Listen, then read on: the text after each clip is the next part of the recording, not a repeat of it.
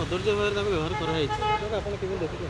ନାଇଁ ନାଟକ ହଉ ଜଗନ୍ନାଥଙ୍କ ନାଟକ ହଉ ଯାତ୍ରାରେ ନାଟକ ହଉ ଯାତ୍ରାରେ ମାନେ ଜଗନ୍ନାଥଙ୍କର ଗୋଟେ ଜନଚେତନା ଜାଗ୍ରତ ହଉ ଜଗନ୍ନାଥଙ୍କର ମାନେ ଜଗନ୍ନାଥଙ୍କୁ ମାନେ ନେଇକି ନାଟକ ତିଆରି ହଉ ଜଗନ୍ନାଥଙ୍କ ନାଟକ ଅଭିନୟ କରନ୍ତୁ ଦର୍ଶକ ମାନେ ତାଙ୍କ ଇଏ ଅଭିନେତା ଅଭିନେତ୍ରୀ ମାନେ ମାତ୍ର ଜଗନ୍ନାଥଙ୍କୁ ନେଇକି ଏଭଳି ନ କରାଯାଉ।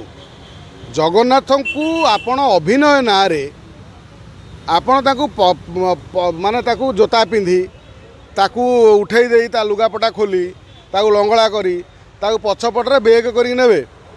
ଇଏ କି ଅଭିନୟ ଆଉ କି ନାଟକ? ଇଏ ନାଟକ ଆପଣ ଯେତେ ଭଲ ହେଇଥାଉ ଆପଣଙ୍କର ଏଇ ଛୋଟିଆ ଦୃଶ୍ୟଟି ହିଁ ସାରା ଓଡ଼ିଶାର ଲୋକଙ୍କୁ ବର୍ତ୍ତମାନ ମର୍ମାହିତ କରିଛି। ତେଣୁ ନାଟକ କରନ୍ତୁ, ନାଟକ କରାଯାଉ, ଭଲ ଅଭିନୟ ହଉ।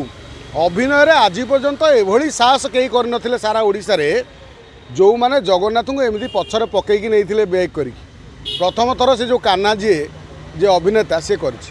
ଆ ଦ୍ୱାରା କ'ଣ ହେଉଛି ନା ସାରା ଓଡ଼ିଶାରେ ଯେତେ ଯାତ୍ରା ଅଛନ୍ତି କଳାକାର ଆଉ ଯାତ୍ରା ଅନୁଷ୍ଠାନ ଅଛି ୟାକୁ ବଦନାମୀ ହେଉଛି।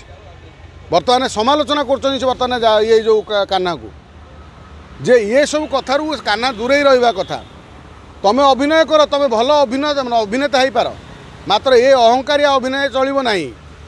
ଏ ଅହଙ୍କାର ଦର୍ଶାଉଛି ଯେ ଅଭିନୟରେ ତମେ ଜଗନ୍ନାଥଙ୍କୁ କେଉଁଭଳି ତମେ ବେଗରେ ମାନେ ପଛପଟରେ ବେଗ କରିକି ନେଲ।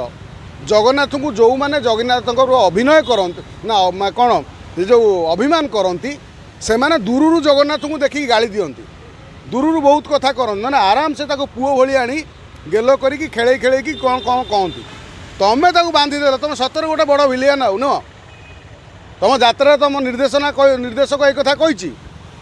ନାଇଁ ତମେ କିଏ କହିଛି ତମର ଏ କଥା ସବୁ? ତମ ଏ ଯେଉଁ ନାଟକ ରିହର୍ସାଲ୍ ହେଲାବେଳେ କମ୍ ସେ କମ୍ ଜାଣିନାହିଁ କି ଏଇ ଯେଉଁ ସିନ୍ଟା କଲେ ଏ ଓଡ଼ିଆ ଲୋକଙ୍କୁ କେମିତି ଆଘାତ ଦେବ, ତେଣୁ ସେ ସିନ୍ଟା କାଟିଲନି। ଅଭିନୟ କର, ତମେ ଯେଡ଼େ ବଡ଼ ଅଭିନେତା ହେଇଥାଉ। ଏଠି ଓଡ଼ିଶାର ରାଜ୍ୟପାଳ, ମୁଖ୍ୟମନ୍ତ୍ରୀ, ଭାରତର ପ୍ରଧାନମନ୍ତ୍ରୀ, ରାଷ୍ଟ୍ରପତି ଜଗନ୍ନାଥଙ୍କ ପାଖକୁ ଗଲେ ଜୋତା ଖୋଲିକି ଯାଆନ୍ତି। ସଭାରେ ଯଦି ଜଗନ୍ନାଥଙ୍କ ମୂର୍ତ୍ତିଟି ଅଛି ତ ସେଠି ଗଲା ତା ଆଗରେ ଗଲା ବେଳକୁ ଜୋତା ଖୋଲିକି ଯିବାକୁ ପଡ଼େ। ଏଇଟା କମନ୍ ସେନ୍ସଟା ରହିବା ଦରକାର ନା ନାହିଁ? ତମେ ଅଭିନୟ କଲ, ନାଟକ କଲ, ତମେ ଏଥିରେ ଯାତ୍ରା ସିଂହ ବାହିନୀର ମାଲିକ ମଧ୍ୟ ଆସିକି ଭୁଲ ମାଗିବା ଦରକାର। ତାଙ୍କ ନାଟ୍ୟକାର ଯିଏ ନାଟକର ନିର୍ଦ୍ଦେଶକ ୱିଥ୍ କାହ୍ନା ସମସ୍ତେ ଆସିକି ଭୁଲ ମାଗନ୍ତୁ ଆଉ କ୍ଷମା ପ୍ରାର୍ଥନା କରନ୍ତୁ ଏଇ ସିନ୍ ପାଇଁ।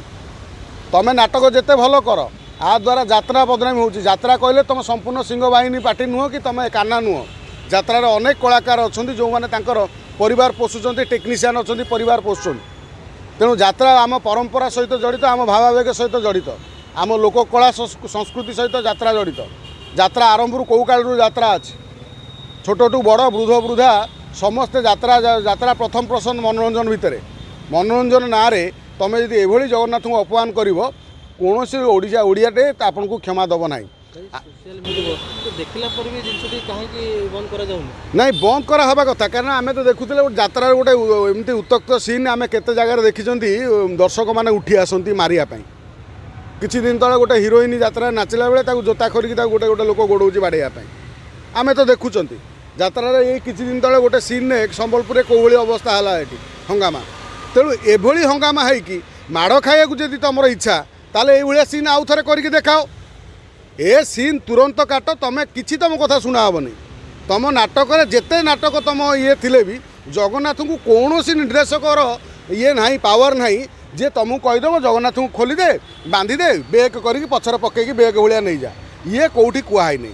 ତମେ ନାଟକ କର, ଜଗନ୍ନାଥଙ୍କୁ ନେଇକି ଅଭିନୟ, ଜଗନ୍ନାଥଙ୍କ ନାଟକ ହେବା ଦରକାର।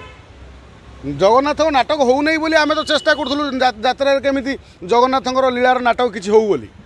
ତେଣୁ ଜଗନ୍ନାଥଙ୍କ ନାଟକ କରିବା ନାଁରେ ଜଗନ୍ନାଥଙ୍କୁ ଅପମାନ କରିବା, ଜଗନ୍ନାଥଙ୍କୁ ସ୍ୱତନ୍ତ୍ର ଉଠେଇ ନେଇ ଯେମିତି ସିଏ ଗୋଟେ ତାକୁ ଧରିଦେଲ, ଉଠେଇ ନେଲ, ତାକୁ ପଛରେ ପକାଇଦେଲ, ଏମିତି ଚାଲିଗଲ, ଏମିତି ଅଭିନୟ ଚଳିବ ନାହିଁ।